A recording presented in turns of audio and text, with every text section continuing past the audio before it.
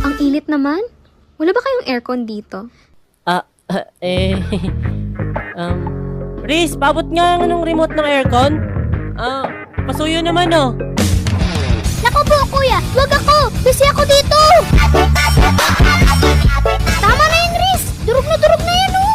Akala mo yung durog yan? Eh, parang tubig yan? Anong tubig ka dyan, ate? Iitlog yan! Parang nga, di ba? Bakit? Sinabi ko bang tubig talaga? Parang! Hala! Sumbong kay mama! Liquid kasi yan. Mama mo, liquid! Ano? Hala, sumbong. Mga pasaway.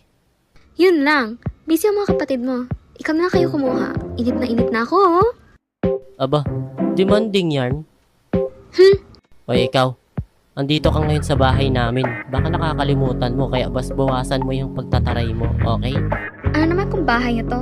Bahay ko na rin. Kasi boyfriend naman kita. What the? Ano? Hays, alam mo, may alam din ako, no? Kaya wag ka dyan. Alam mo, yan ang napapala mo. Lagi ka lang kasi nasa bahay. Di ko kasalanan yun, no? Kung ayaw ko palabasin ni Papa ng bahay. So, ba't andito ka? Natural, nagpaalam ako. Di magpaalam ka. Talaga ba, Dane? Alam mo naman, napapayagan na ako nung pag dito ako sa inyo pumunta. O ano? Kung wari wala kang alam? Ay, sabi mo nga, tama ako. Mali ka. Ano?